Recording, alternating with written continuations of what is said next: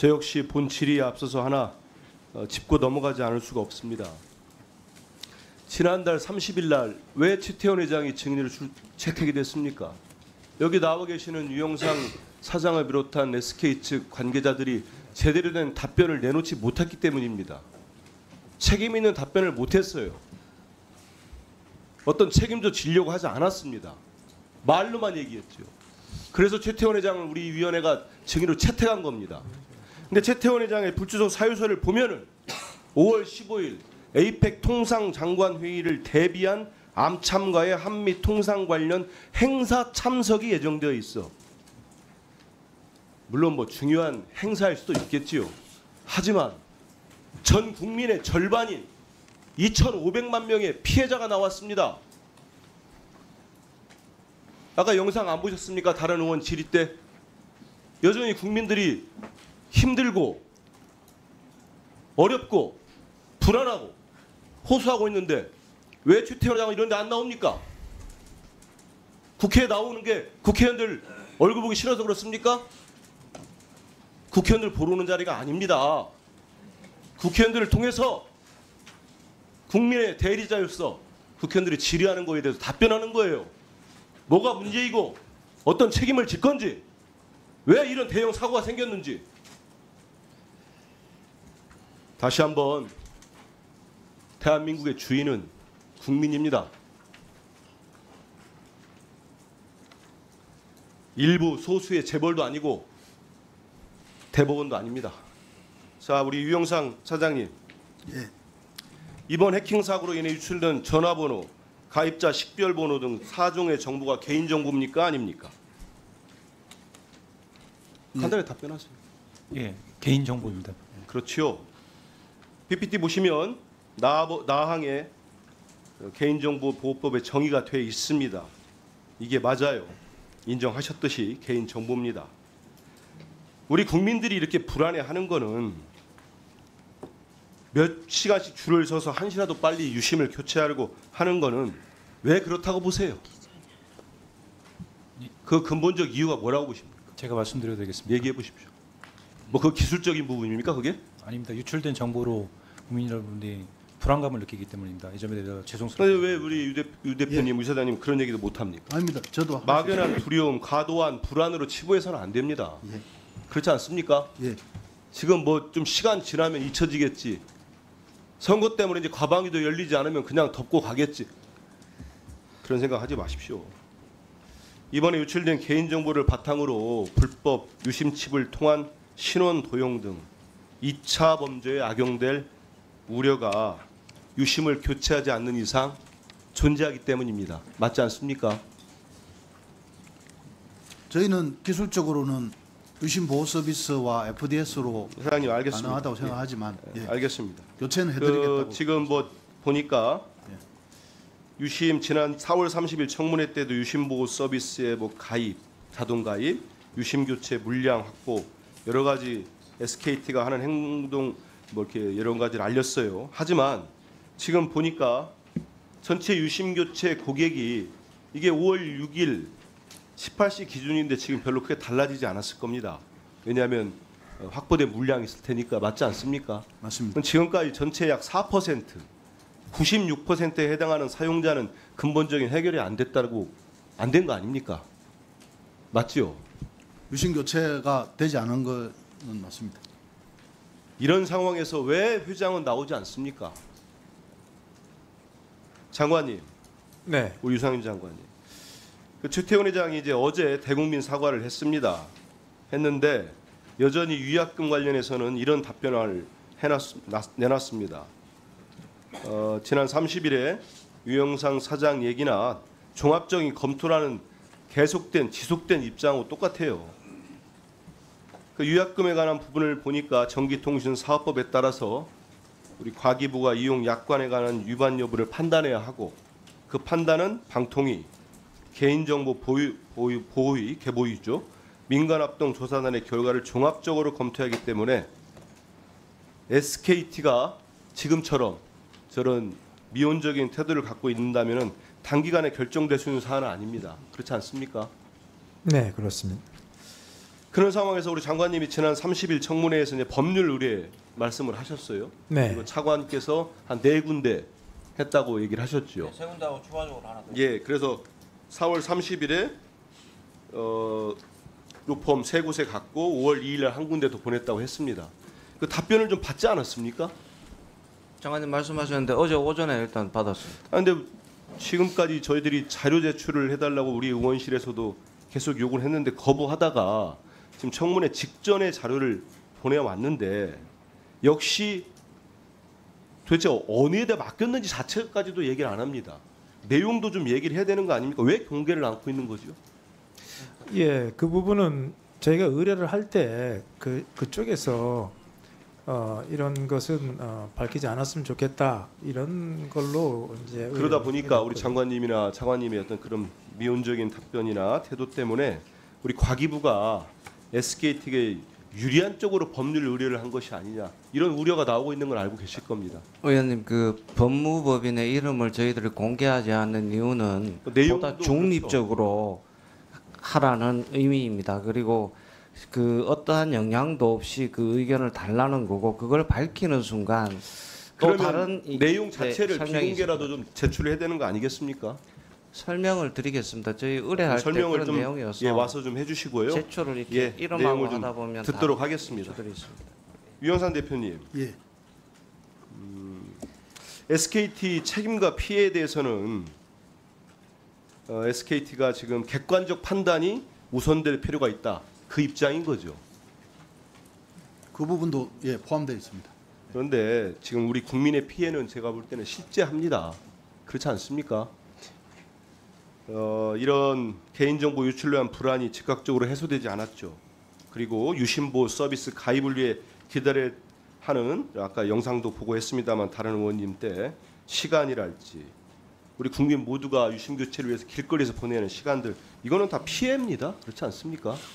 예, 진심으로 사과드립니다. 그 피해는 뭐 사과는 뭐 당연한 거죠. 근데 피해에 대한 보상 방안이 지금 제시가 안 되고 있어요. 거기에 대해서는 준비가 되고 있습니까? 향후 별도로 그 부분에 대해서는 준비를 해서 말씀드리겠습니다. 그 수동적으로 그렇게 하지 마시고 예. 좀 적극적으로 했으면 좋겠습니다. 왜냐하면 지금도 늦었습니다마는 국민들 분노가 더 커지면 기업 전체가 더 어려질 수 있습니다. 그런 판단을 잘 해보십시오. 그 유심 포맷 관련된 것 좀 물어볼게요. 이게 지금 12일 출시라고 알고 있는데 맞습니까? 예, 맞습니다. 예, 예. 예, 기술 기술 쪽이기 때문에 제가 말씀드리겠습니다. 근데 이게 저는 좀 우려가 되더라고요. 저도 이 내용을 우리 보좌진으로 들었고 혹시나 유심 교체 때처럼 또 혼란이 되지 않을까 이런 생각이 들거든요. 한번 물어볼게요. 이 유심 포맷 하려면 대리점을 직접 가야 됩니까? 예, 직접 가서 하는 걸로 되어 있습니다. 그러면 이 유심당 이 기술 뭐 새로 출시한다고 했으니까 네. 적용 시간은 어떻게 돼요? 지금 저희가 일반 유심은 15분 생각하고 있고요. 네. 이 포맷 방식은 이제 저희는 재설정 방식이라고 하는데 한 10분 정도 생각하고 10분. 있습니다. 예, 예. 그러면 한 대리점, 직영 대리점만 가능한 겁니까? 아니면 다 됩니까? 2,600개 현재 대리점에서 그러면 똑같이 할 2,600개에서 수 있습니다. 예, 10분씩. 예. 그럼 대리점당 하루에 감당할 수 있는 고객 수는 좀 계산을 해보셨습니까? 현재 저희가 캐파가 20에서 25만 정도인데요. 이걸로 네. 하면 더 늘어날 것 같고요. 그다음에 이거를 위해서 저희가 기기를 또 준비 중에 있습니다. 그래서 지금 아니 그러니까 그것까지- 유심 포맷이 유심 교체보다 이게 좀 나을 것 같아서 지금 도입을 한 거 아닙니까? 그죠? 예, 시간적인거나 아니면 재고적인 부담 쪽에서 그럼 필요성이 전체 있습니다. 지금의 우리 가입자들 예. 유심을 교체하지 않은 분들 예, 지금 96%가 하지 않지 않았습니까? 예, 맞습니다. 예. 그러면 이걸 한다고 할 때 예. 전체 걸리는 시간은 대략적으로 추정이 돼요? 현재로서는 그 좀 추정하기는 어렵고요. 빠르게 지금 하려고 합니다. 그 유심 보호 서비스처럼 이제 일괄적으로 내리는 그런 서비스가 아니기 때문에 이거 좀 추정하기가 어려운 부분이 있는데 저희가 이게 계속 좀 하고 우려되는 있습니다. 부분이 있습니다. 예, 예, 알겠습니다. 실제로 예. 알고 계시죠. 네네. 그래서 또 우리 국민들께서 대리점 갔는데 이거는 금방 해줄 줄 알고 갔는데 또 뭐 이거 할 수 있는 분이 없다거나 대리점에 아니면 너무 시간이 지체된다거나 지금 10분이라는 것도 그냥 도상으로 계산해 보신 거 아닙니까? 예, 실제- 좀 더 면밀하게 하겠습니다. 그러니까 네. 이런 예. 부분들이 생기면 예. 더 피해가 커질 수 있다. 네, 이런 말씀 알겠습니다. 또 예. 드리겠습니다. 우리 이상중 원장님, 예, 예. 지난 3일 키사에서 SKT 서버에서 악종 코드 8종이 새로 공개됐다, 예. 발견됐다, 예, 공지했은 거 맞습니까? 예, 맞습니다. 이게 그러면 지난달 29일 날 민간 합동조사단이 발표한 1차 조사 때 그 4종과는 별개입니까? 아니면 어떻게 되는 겁니까? 이게 뭐 변종이라 보면 됩니다. 변종. 예. 이 관련해 가지고 어제 한 매체에 연합뉴스 보도를 보니까요. 이번에 추가로 발견된 악성 코드 8종이 기존의 악성 코드가 발견된 SKT HSS 서버에서 발견됐다. 맞습니까? 예, 그렇습니다. 예. 맞아요. 예. 아, 그래요. 맞다고 하면은 그래도 그나마 우리 주민등록 번호나 다른 민감한 개인정보 서버는 뚫리지 않았다고 봐야 되는 건가요? 그건 SKT에도 답변. 예, 저는 그 조사 중인 상황이기 때문에 말씀드릴 수는 없습니다. 공식 발표에 의해서 아, 저희는 그렇습니까? 따릅니다. 예, 예. 장관님, 네. 예, 그 보니까 지금 SKT 해킹 사태로 우리 국민들이 불안해하는 거는 아까 우리 김승주 교수님은 이제 우리나라는 외국과 좀 다르다고 금융 결제 서비스가 체제가 달라서 하지만 많은 국민들이 우려하는 건 이제 금융 피해, 2차 피해가 날 걸 우려하는 거 아니겠습니까? 네, 물론 그런 부분이 가장 우려가 많습니다. 예, 그래서 이번에 리얼미터 아니 한 여론조사 업체 조사를 보니까 이번에 정부나 SKT에서 발표한 주민등록 번호나 금융정보나 민감정보가 포함되지 않았다는 발표를 신뢰하지 않는다가 80%가 넘습니다. 이게 실제 다르게 받아들이고 있는 거예요, 우리 국민들은. 이런 부분들을 정말 이 개인정보가 공공재가 돼버렸다. 이런 슬픈 우스갯소리죠. 이런 부분까지 나오고 있다는 말씀들 꼭 드리고 싶습니다. 이제 지금 보니까 아까 우리 유영상 사장님도 말씀했지만 한 25만 명이나 KT나 LG U+로 옮겨갔다고 합니다. 그죠? 예. 우리 과기부 장관님. 근데 지금 네. LG U+나 KT는 안전합니까? 물론 그래서 지난번에 저희가 그 시소분들을 불러서 예. 지금 감지되고 있는 그 악성 바이러스를 전부 점검하도록 그렇게 지도를 하고요. 또 이것도 상당히 서버가 많아서 시간이 좀 걸릴 것으로 예상합니다만, 예, 그렇게 조치를 했습니다. 예, 보니까 이번 SKT 해킹에서 발견된 BPF 도어 그 악성 코드 아주 정교하다고 하더라고요. 그래서 지금 제가 질문한 것처럼 KT나 LG U+도 과연 안전한 건가 네, 이런 우려가 또 생깁니다. 지금 자료 보면은 이 LG U+나 KT로 옮긴 여기도 지금 유심 보호 서비스가 10배 이상 폭증하고 있다고 합니다. 그러니까 우리 국민 모두가 이거 실제로 2년 전이었습니까? 3년 전에 미국에 다 아시겠습니다만 통신사 연쇄 해킹 당했잖아요. 그래서 이런 우려점이 있는 것 같습니다. 이렇게 정교한 악성 코드를 심을 정도의 실력을 가진 집단이면은 대한민국 이 통신 전체를 한번 교란하려고 시도할 가능성도 있습니다. 여기에 대해서 철저한 대비책을 좀 세워야 되지 않겠나 이런 말씀을 꼭 드리겠습니다. 그리고 이 부분 하나 여쭤보겠습니다. 그 SKT가 키사의 침해 사고를 신고한 시점이 4월 20일 16시 46분인데 과기부가 이 사실을 키사로부터 보고받은 시간을 혹시 아십니까? 우리 장관님이나 우리 차관님. 예, 저희가 한 40시간 정도 후에 신고를 받은 걸로 알고 있습니다. 기사로부터 보고받은 시간은 뭐 지금 말씀하신 건 다르긴 한데요. 아무튼 정보통신망법에 따르면 바로 침해 사고는 즉시 신고하도록 규정하고 있습니다. 그래서 제가 볼 때는 이번에 통신망 전반적인 보안 조치 점검을 하면서 이런 신고 체계 이런 부분도 좀 아울러서 이루어져야 되지 않겠나 이런 생각이 듭니다.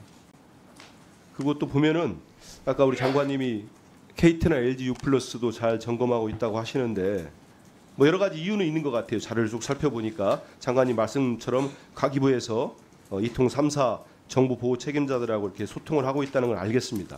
알겠는데 과기부가 LG U+나 KT 보안 점검을 최초로 공식 요청한 시점이 4월 28일입니다. 그러면은 침해 사고 나고 한참 뒤입니다.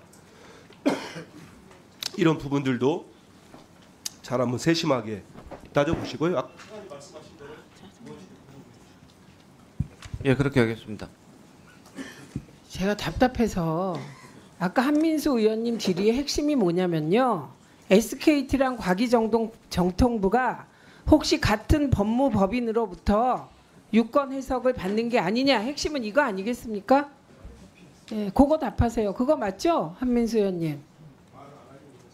예, 그런데 핵심은 SKT가 해석을 의뢰한 법무법인과 과기부가 해석을 의뢰한 법무법인이 설마 같지는 않겠죠?